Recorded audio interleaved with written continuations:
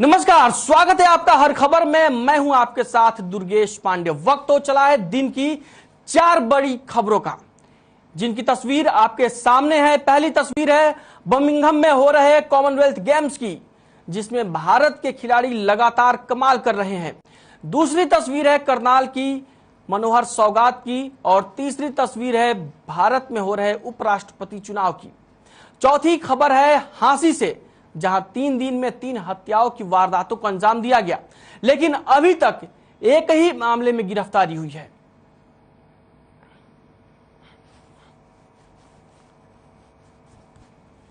तो इस बुलेटिन में हम इन 4 बड़ी खबरों पर बातचीत करेंगे, जिसमें 4 तस्वीरें आपको अपनी टीवी स्क्रीन पर दिखाई दे रही होंगी। जिसमें पहली तस्वीर है कॉमनवेल्थ गेम्स 2022 की, जिसमें भारत का डंका बजा है और भारत की झोली में पदकों की बारिश हुई है। दूसरी तस्वीर आप देख पा रहे होंगे अपनी टीवी स्क्रीन पर। करनाल को मनोहर सौगात, सीएम मनोहर लाल अपने गृह हलके के दौरे पर हैं, और जहां पर उन्होंने कई सौगातें दी हैं। करोड़ों की परियोजनाओं का मुख्यमंत्री ने शिलान्यास किया है और उद्घाटन किया है। तीसरी तस्वीर उपराष्ट्रपति चुनाव से जुड़ी हुई है, जहां पर आज दिल्ली में उपराष्ट्रपति चुनाव को लेकर वोटिंग हो रही है। संसद के दोनों सदनों के सदस्य उपराष्ट्रपति के चुनाव के लिए वोट डाल रहे हैं। शाम 5 बजे तक वोट डाले जाएंगे। और वहीं सत्ता पक्ष यानी एनडीए की ओर से जगदीप धनखड़, जो कि बंगाल के पूर्व राज्यपाल हैं, उपराष्ट्रपति पद के उम्मीदवार हैं, और विपक्ष की ओर से मार्गरेट अल्वा को उपराष्ट्रपति पद का उम्मीदवार बनाया गया है। वहीं चौथी तस्वीर आप देख रहे होंगे, जिसमें हत्याओं की सुलझी गुत्थी। ये पूरी कहानी हांसी की है, जहां पर 3 दिन में लगातार 3 वारदातें हुई, जिससे पूरा हांसी शहर दहल गया। कॉमनवेल्थ गेम्स में हरियाणा के पहलवान दीपक पूनिया ने 86 किलो भार वर्ग में देश को गोल्ड मेडल दिलवाया। इसके साथ ही साक्षी मलिक ने 62 किलोग्राम भार वर्ग में और बजरंग पूनिया ने 65 किलोग्राम भार वर्ग में देश के लिए मेडल जीतने का काम किया। इन सभी खिलाड़ियों ने गोल्ड मेडल जीतकर देश का नाम रोशन किया। वहीं अंशु मलिक ने 57 किलोग्राम भार वर्ग में सिल्वर मेडल जीता, जबकि 125 किलोग्राम भार वर्ग में मोहित ग्रेवाल ने कांस्य पदक जीता। वहीं सीएम मनोहर लाल ने सभी खिलाड़ियों को बधाई दी। सीएम मनोहर लाल ने कहा कि खिलाड़ियों ने कॉमनवेल्थ खेलों में देश और प्रदेश का सम्मान बढ़ाया है। बाकी खिलाड़ियों से भी देश के लिए इसी तरह के प्रदर्शन की उम्मीद है।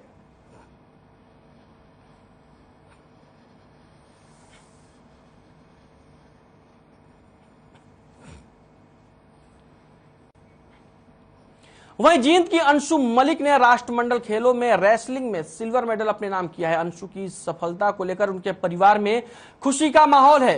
अंशु की सफलता पर उनके पिता का कहना है कि अंशु 2013 से ही तैयारी कर रही थी और उनकी बेटी से उन्हें गोल्ड मेडल की ही उम्मीद थी, लेकिन वो कोहनी की चोट की वजह से अच्छा प्रदर्शन नहीं कर पाई। उनका कहना है कि पदक आने से हरियाणा में कुश्ती की तरफ युवाओं का रुझान और बढ़ेगा।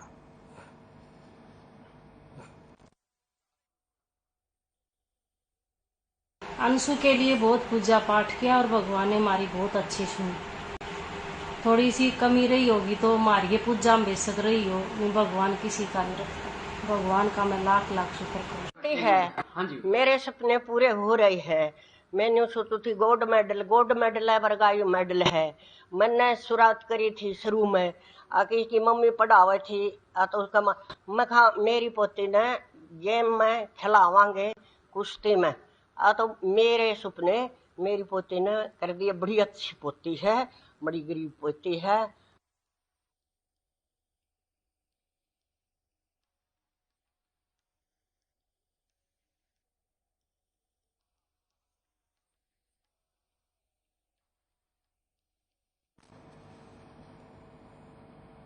वहीं कॉमनवेल्थ गेम्स में पाकिस्तान के खिलाड़ी को हराकर गोल्ड पर कब्जा करने वाले बहादुरगढ़ के गांव छारा के दीपक पूनिया के घर में जश्न का माहौल है। दीपक के पिता का कहना है कि दीपक ने गोल्ड मेडल लाने का से पूरा गांव खुश है। उन्होंने कहा कि दीपक बेशक ओलंपिक में गोल्ड लाने से चूक गया था, लेकिन कॉमनवेल्थ में गोल्ड लाकर उन्होंने इस कमी को पूरा किया है।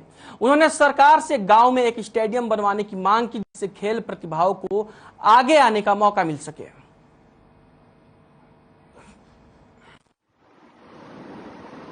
बहुत बढ़िया खुशी का माहौल है। छोटी उम्र में लाग गया था दीपक, बहुत बढ़िया खुशी हुई।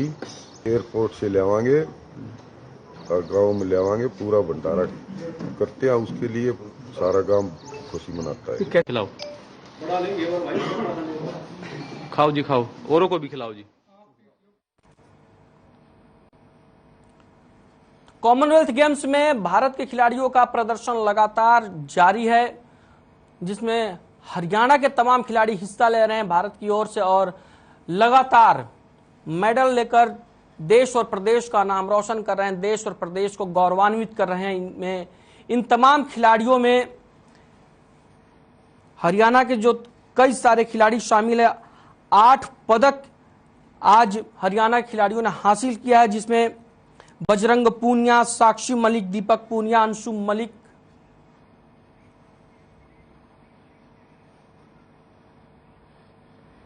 तो खबर पर ज्यादा बातचीत के लिए हमारे साथ प्रिय ओलंपियन दिनेश मलिक हमारे साथ जुड़ चुके हैं। दिनेश जी, बहुत बहुत स्वागत है आपका हर खबर में। जी सर, जी नमस्कार जी सर। बहुत बहुत बहुत बधाई हमारे बजरंग पूनिया और जितने भी हमारे मेडलिस्ट हैं, चाहे वो सिल्वर है, चाहे वो गोल्ड है, चाहे वो ब्रॉन्ज है, जितने भी हमारे खिलाड़ी हैं बहुत अच्छा प्रदर्शन कर रहे हैं। लेकिन फिर भी कहीं ना कहीं जो 2010 कॉमनवेल्थ या जो हमारे पुराने कॉमनवेल्थ में जितने मेडल थे वो टैली को हम लोग बीट नहीं कर पा रहे हैं। सर, मैं ये कहना चाहूंगा कि जिस तरीके से जो हमारे खिलाड़ी हैं लगातार शानदार जो परफॉर्मेंस कर रहे हैं, उसको देखते हुए आप ये क्या कहेंगे कि ये जो पदकों की जो टैली है ये कहां तक जा सकती है? देखो, अगर हम लोग 2010 को देखें तो हम चाहते हैं कि नंबर 1 होने चाहिए हम लोग। जी हाँ, कम से कम। हाँ, लेकिन जितना चेंजेस आया है, कुछ हमारे ऐसे खिलाड़ी भी हैं जिन्होंने कुछ ऐसे इवेंट में मेडल आ रहे हैं जो हमारे अब तक कभी मेडल ही नहीं आए। तो वो जो मेडल हमें सपोर्ट कर रहे हैं हमारी तालिका को बढ़ाने के लिए, और डेफिनेटली हमारा टॉप 3 में रहने के चांस पक्के हैं। और मेडल काफी बचे हैं हमारे अभी, और कम से कम हमारे 10 से 15 मेडल अभी गोल्ड बचे हुए हैं, जो 100% गोल्ड आएंगे। अगर आप एक एक रिकॉर्ड उठा के देखेंगे, बैडमिंटन है या बॉक्सिंग में भी बचे हुए मेडल, अभी कुश्ती में मेडल बचे हुए हैं, काफी गेमों में मेडल बचे हुए हैं अपने भी।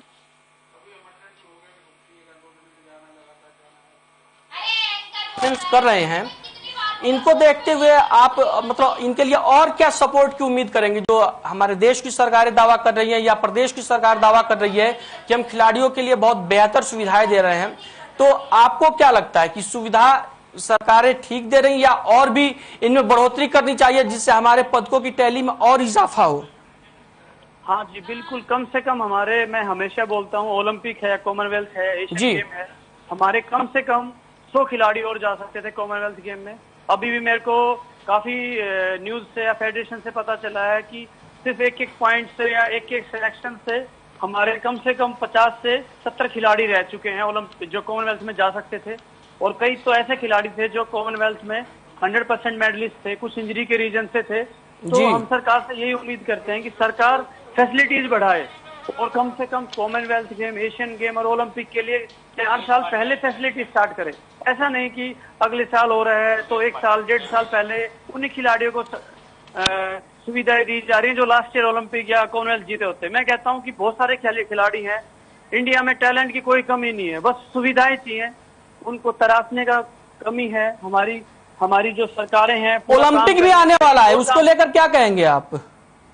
देखो, सरकारों को और काम करना पड़ेगा और फंडिंग देनी पड़ेगी जी, और सपोर्ट करना चलेगा। स्टेडियम बनाने के लिए या कोच है, फिजियो है, हमारी खुद की टीम इतनी स्ट्रांग बनानी पड़ेगी कि हम किसी और कंट्री पे ना डिपेंड रह के सारे हमारे यहीं अपने ही वेदर में ट्रेनिंग करें और यहीं से मेडल जीते। मैं देख रहा हूँ कि बहुत सारे हमारे खिलाड़ी बाहर देश जाके ट्रेनिंग करके आते हैं, अपनी कोचेज अपनी ही कमियों को पूरा करके हम यहीं से मेडल जीत सकते हैं। हर इंडियन हर इवेंट में सब पे भारी है, बट बिकॉज ऑफ सुविधा चाहिए बस। बहुत बहुत शुक्रिया दिनेश चौधरी जी, हमारे साथ जुड़ने के लिए। आपने काफी अहम जानकारियां हमारे साथ साझा की और हमारे दर्शकों को यह भी बताया कि मेडल की टैली कहां तक जा सकती है और आपने सरकार को भी काफी अच्छे सुझाव दिए हर खबर के माध्यम से। करनाल में मुख्यमंत्री मनोहर लाल ने होंडा कंपनी के सहयोग से स्थापित किए गए ड्राइविंग ट्रेनिंग सेंटर और रिसर्च इंस्टीट्यूट का उद्घाटन किया। सड़कों को दुर्घटना मुक्त करने के लिए चालकों को उच्च प्रशिक्षण देने के लिए प्रदेश में करीब 12 सेंटर खोलेंगे। लगभग 9.25 एकड़ भूमि पर बने इस ड्राइविंग प्रशिक्षण एवं अनुसंधान संस्थान के लिए सरकार ने भूमि दी है और कंपनी ने 34 करोड़ की लागत से सेंटर का निर्माण किया है। मुख्यमंत्री ने कहा कि दुनिया भर में सड़क दुर्घटनाएं लोगों की मृत्यु का सबसे बड़ा कारण है, इसलिए दुर्घटनाओं पर अंकुश लगाना जरूरी है। उन्होंने ये कहा कि यह संस्थान इसमें अहम भूमिका निभाएगा। उन्होंने यह भी कहा कि आधुनिक सुविधाओं से युक्त ये पहला चालक प्रशिक्षण एवं अनुसंधान संस्थान होगा। कॉमनवेल्थ खेलों में हरियाणा के खिलाड़ियों के प्रदर्शन पर मुख्यमंत्री ने उन्हें बधाई दी और कहा कि एक बार फिर से हरियाणा के खिलाड़ियों ने खेलों में अपना कमाल दिखाया है। कांग्रेस द्वारा महंगाई के मुद्दे पर जो प्रदर्शन किया जा रहा है उसको लेकर मुख्यमंत्री ने जवाबी हमला बोला और कहा कि कांग्रेस ये भूल गई है कि उनके समय में महंगाई आसमान छू रही थी। उन्होंने कहा कि पिछले 4 महीने से लगातार महंगाई घट रही है।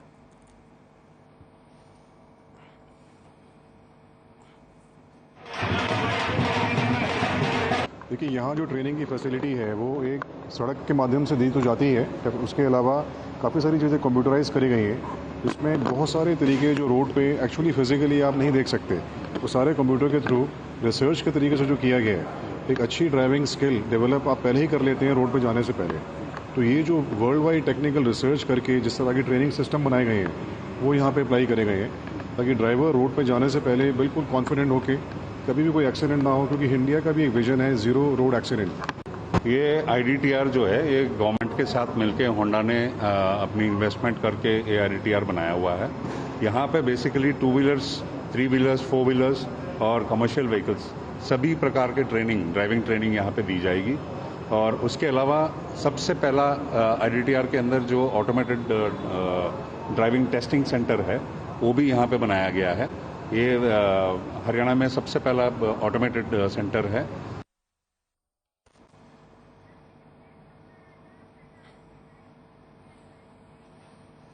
खबर पर ज्यादा जानकारी के साथ हमारे संवाददाता लक्ष्य हमारे साथ जुड़ चुके हैं।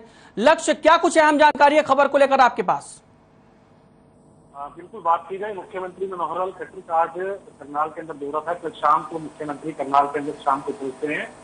PWD रेस्ट हाउस में पहुंचे, उसके बाद कुछ लोगों की उन्होंने जो है समस्याओं को सुना और कहीं ना कहीं मौके पर उनका समाधान करने का प्रयास भी किया।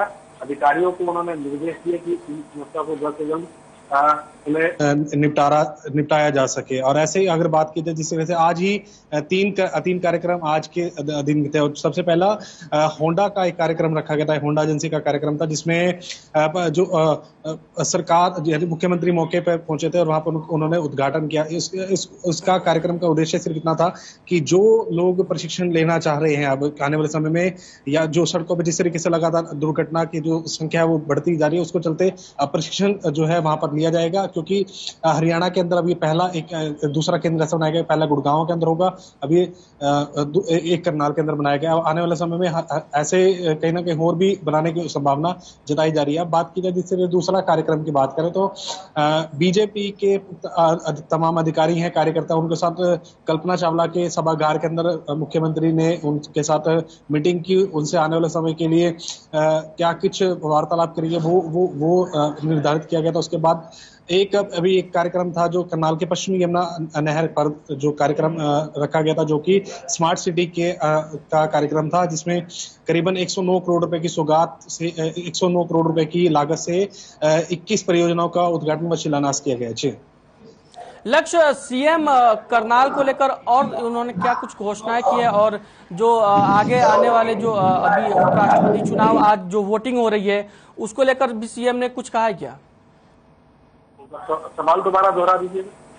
ये मैं कह रहा था कि चूंकि करनाल सीएम सिटी है, सीएम का गृह हल्का है, तो आगे आने वाले दिनों में सीएम वहां पर किस तरीके की और सौगातें दे सकते हैं, इसको लेकर कुछ सीएम ने ऐलान किया है, या आज जो उपराष्ट्रपति का चुनाव हो रहा है उसको लेकर भी सीएम ने कुछ बयान वगैरह दिया है क्या? बिल्कुल, बात की जाए जिस तरीके से आने वाले समय में जिस तरीके से जो चुनाव है या फिर क्योंकि इसी के मद्देनजर देखा जा सकता है जो आज का जो कार्यकर्ताओं के साथ जो मीटिंग का जो आयोजन रखा गया था कल्पना चावला मेडिकल कॉलेज के सभागार के अंदर, कहीं ना कहीं वो उस संदर्भ में भी हो सकता है, क्योंकि वहां पर मीडिया वहां अलाउ नहीं था, तो कहीं ना कहीं ये जताया जा सकता है कि वो शायद आने वाले समय में जो चुनाव है या फिर रणनीति है उनको लेकर ये जो है समीक्षा बैठक थी या मीटिंग में जो है जो मुख्यमंत्री थे वो पहुंचे थे। बात की जाए जिससे कि मीडिया से बातचीत के दौरान मुख्यमंत्री ने साफ तौर पर कहा है कांग्रेस जिस तरीके से प्रोटेस्ट कर रही है वो कहीं ना कहीं उनका साफ तौर पर ये कहना था कि कांग्रेस से कम जो महंगाई इस समय है। और बात की जाए जिस तरीके से हाल ही के अंदर ही गोल्ड मेडल हरियाणा को मिले हैं, तो कहीं ना कहीं उन खिलाड़ियों को मुख्यमंत्री ने बधाई जोड़ दी है। जी बहुत बहुत शुक्रिया लक्ष्य, काफी अहम जानकारी आपने हमारे दर्शकों को दी। मुख्यमंत्री मनोहर लाल आज अपने गृह हलके करनाल में हैं और वहां पर उन्होंने काफी सौगातें दी हैं अपने गृह हलके को। वहीं अब आज उपराष्ट्रपति पद के लिए जो वोटिंग है वो दिल्ली में जारी है। पीएम मोदी और पूर्व प्रधानमंत्री मनमोहन सिंह ने भी उपराष्ट्रपति चुनाव के लिए अपना वोट डाला और वहीं सभी लोकसभा और राज्यसभा के जो सांसद है वो अपना अपना वोट डाल रहे हैं। शाम 5 बजे तक वोटों की गिनती होगी और उसके बाद एनडीए की तरफ से जगदीप धनखड़ और विपक्ष की ओर से जो मार्गरेट आल्वा उपराष्ट्रपति पद के उम्मीदवार बनाए गए, इनकी किस्मत का फैसला होगा। बता दें कि उपराष्ट्रपति एम वेंकैया नायडू का कार्यकाल 10 अगस्त को पूरा हो रहा है।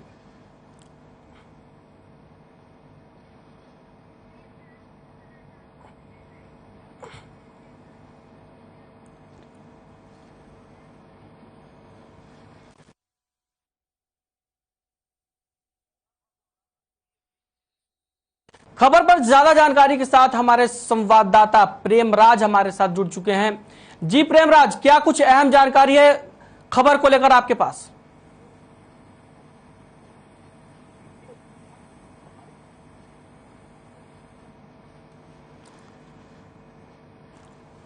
आपको मेरी आवाज मिल पा रही है प्रेमराज?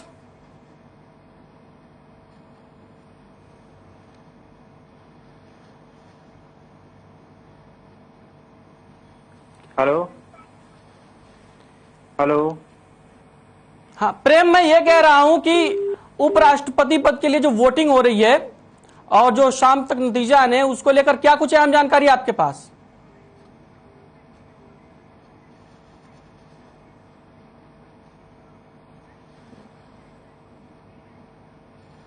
वहीं हांसी को दहलाने वाले और हत्याओं की वारदात को अंजाम देने वाले हत्यारों को पुलिस ने गिरफ्तार कर लिया है।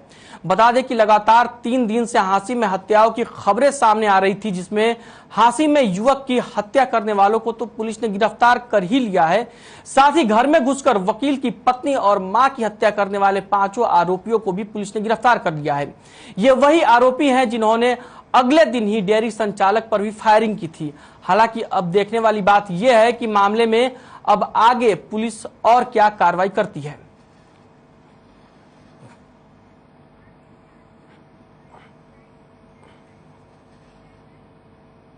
खबर पर ज्यादा जानकारी के साथ हमसे बातचीत करने के लिए हमारे संवाददाता अनूप कुंडू हमारे साथ जुड़ चुके हैं। जी अनूप, क्या कहेंगे? लगातार 3 दिन से हांसी दहल रहा था। पुलिस ने हालांकि कुछ आरोपियों को गिरफ्तार भी कर लिया है, लेकिन पूरे मामले को लेकर हांसी के लोग इसको कैसे देखते हैं?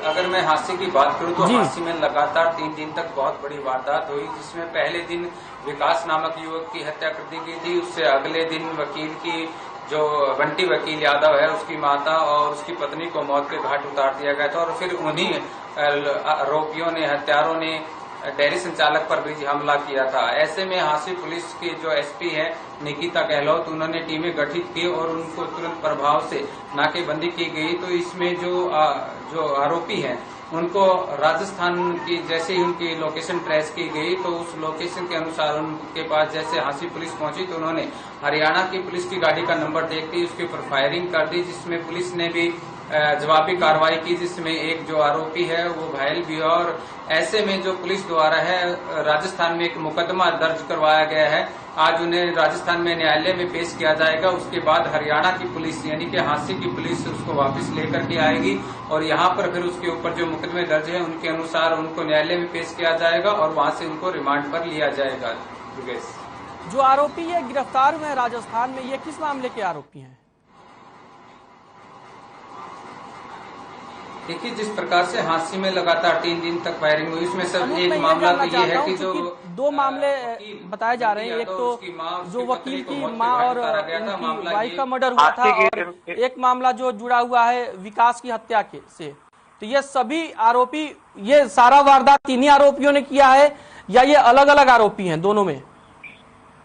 देखिए, आज अब तक जो 5 आरोपी पकड़े गए उनको 2 मामलों में तो सम्मिलित है ही। जो बंटी की माता और उसकी पत्नी की हत्या की गई है उसमें, और जो डेयरी संचालक पर गोली चलाई गई है उसमें है। तीसरे मामले से भी इनका जुड़ा होना तय हो सकता है। इसको लेकर के जैसे ही राजस्थान से उनको हरियाणा पुलिस यानी कि हांसी पुलिस लेकर के वापस लौटेगी, हरियाणा पुलिस यानी कि हांसी पुलिस लेकर के वापस लौटेगी, उसके बाद जो इनको रिमांड पर लिया जाएगा, तब जाकर के सारे पत्ते हैं जो खुल जाएंगे कि किन किन वारदातों में ये लोग शामिल है। 5 आरोपियों को पकड़ लिया गया है। जिस प्रकार से मैं पहले ही बता रहा था, राजस्थान में जैसे ही एंट्री की, वहां पर पहुंचते ही इन्होंने अपना फोन खोल लिया। फोन ऑन करते ही हरियाणा पुलिस, हांसी पुलिस ने इनकी लोकेशन ट्रेस की, और जो टीमें गठित की गई थी उन्होंने लोकेशन के आधार पर कार्रवाई करते हुए इनके पास पहुंची। जैसे ही पुलिस वहां पर पहुंचती है तो इन्होंने पुलिस पर हमला किया, जिसमें पुलिस ने भी जवाबी कार्रवाई की है। इनसे 6 के करीब जो है रिवाल्वर जो पकड़े गए, और भारी मात्रा में असला भी इनसे लिया गया है। हाल फिलहाल राजस्थान में इन पर मुकदमा दर्ज किया गया है, वहां पर न्यायालय में पेश किया जाएगा। उसके बावजूद हरियाणा हांसी पुलिस इनको लेकर के आएगी, और आगे की रिमांड लेकर के इसमें पूछताछ जब की जाएगी तो आगे के जो मामले हैं उनका खुलासा तभी हो पाएगा।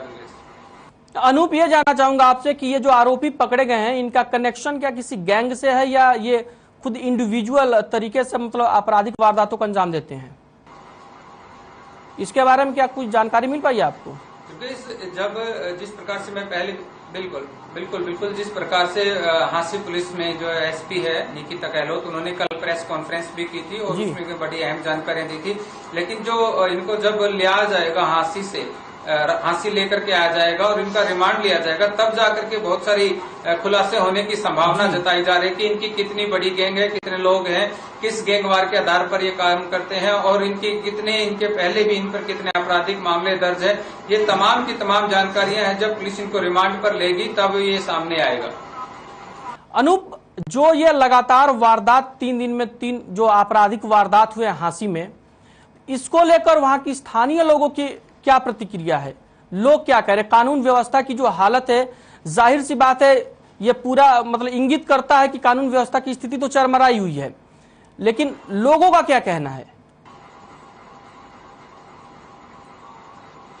देखिए, जिस प्रकार से लगातार 3 दिन बड़ी वारदात हांसी में हुई तो लोग सहमे हुए हैं। कहीं न कहीं पूरा हांसी शहर में इस प्रकार का एक संदेश गया कि बहुत बड़ा क्राइम हांसी सिटी में चला हुआ है। तो ऐसे में पुलिस पर सवालिया निशान जरूर खड़े हुए, लेकिन पुलिस ने जिस प्रकार से इस पर त्वरित कार्रवाई की, टीमें गठित की और हादसे से दूसरे दिन इनको गिरफ्तार किया राजस्थान से, तो उसके बाद लोगों को एक विश्वास जरूर पुलिस पर बना कि अगर पुलिस पूरी सूचना के आधार पर सतर्कता से कार्रवाई करे तो जल्द ही अपराध पर अंकुश भी लगाया जा सकता है। जिस प्रकार से हांसी की एसपी ने कहा था कि अपराध पर अंकुश लगाने के लिए उनकी पूरी तरह से टीमें मुस्तैद है, उसका एक उदाहरण देखने को मिलता है कि अगर पुलिस मुस्तैदी से काम करती है तो अपराधियों पर अंकुश लगाना ज्यादा मुश्किल भी नहीं है, क्योंकि जैसे ही इनकी लोकेशन ट्रेस हुई तो उसी प्रकार से पुलिस ने कार्रवाई की और राजस्थान में इनको पकड़ लिया।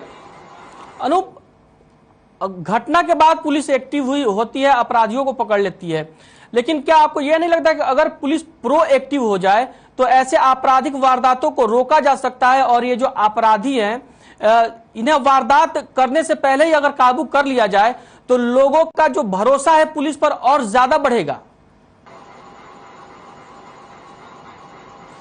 बिल्कुल दुर्गेश, बड़ा वाजिब सवाल है आपका। अगर पुलिस प्रोएक्टिव रहती है तो इस प्रकार की घटनाओं को घटने से पहले इस प्रकार के अपराधियों को पकड़ा जा सकता है, क्योंकि पुलिस हर चौक चौराहे पर तैनात रहती है और इसके साथ साथ रात्रि में भी बहुत सारी जो पुलिस की पीसीआर है वो गश्त करती रहती है। अगर आपको संदेह लगता है रात्रि 10 बजे के बाद इस प्रकार के बाइक या गाड़ी सवार संदिग्ध अवस्था में पाए जाते हैं तो उन पर कार्रवाई की जा सकती है। और हरियाणा में एक कहावत भी है कि अगर पुलिस चाहे तो कोई मंदिर के सामने से एक चप्पल भी चोरी नहीं कर सकता।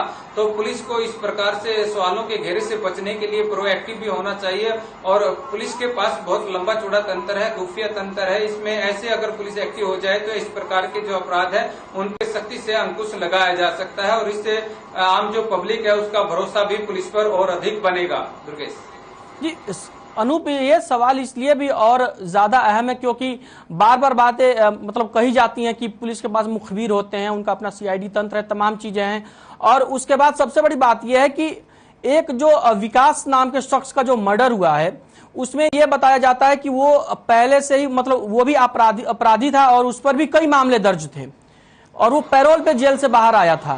तो इन सारे इस मामले को अगर देखा जाए तो पुलिस को इस बात की आशंका या इस बात का अनुमान तो पहले से हम रहना ही चाहिए कि अगर ये शख्स बाहर जाता है तो इस पर हमला हो सकता है। तो पुलिस उस तरीके से अगर प्रोएक्टिव रहती, उस पर नजर बनाए रहती, या जिस गैंग से उनका गैंग वॉर चल रहा था उन लोगों पर नजर बना कर रखती, तो शायद ये जो पहली घटना हुई थी विकास मर्डर की, उसको टाला जा सकता था। देखिए दुर्गेश, बिल्कुल ये बहुत बड़ी आपने सवाल पूछा है। इसमें अगर पुलिस इस तरह की जैसे पैरोल पर आए और उस पर विकास पर लगभग 20-22 मुकदमे दर्ज थे, तो हिस्ट्री शीटर भी पुलिस की नजर में था। तो ऐसे में जब कोई पैरोल पर आता है तो इसको जब गैंगवार से जोड़ करके देखा जा सकता है। तो जब गैंगवार की दूसरी दो गैंग होती है उसको पता चलता है कि कोई पैरोल पर आया है, तो जरूरी हो जाता है कि ऐसे में सावधानी बरती जानी चाहिए, क्योंकि गैंगवार के मामलों में जैसे ही पता चलता है पैरोल पर किसी दूसरी गैंग का व्यक्ति आया है तो इस प्रकार के हमलेबाजी हमेशा होती रही है। तो ऐसे में पुलिस अगर इन चीजों को रहे, और इसमें एक बड़ी बात मैं दुर्गेश बीच में जरूर जोड़ना चाहूंगा कि जो सिटी थाना के एसएचओ थे नरेंद्र, उन्होंने भी इस बात को कहा था कि आप आगे इस प्रकार की घटनाओं पर भी विशेष ध्यान दिया जाएगा कि कौन व्यक्ति किस इलाके में पैरोल पर आया है। तो इन तमाम चीजों पर भी निगरानी रखी जाएगी और पुलिस अगर इस प्रकार की निगरानी रखती है तो घटनाओं को ज्यादा घटित होने से रोका जा सकता है। शुक्रिया अनूप, काफी अहम जानकारी आपने हमारे दर्शकों को दी, काफी अहम चीजों को साझा किया आपने हमारे साथ। तो फिलहाल के लिए इस बुलेटिन में इतना ही। मुझे दीजिए इजाजत और आप बने रहिए हर खबर के साथ।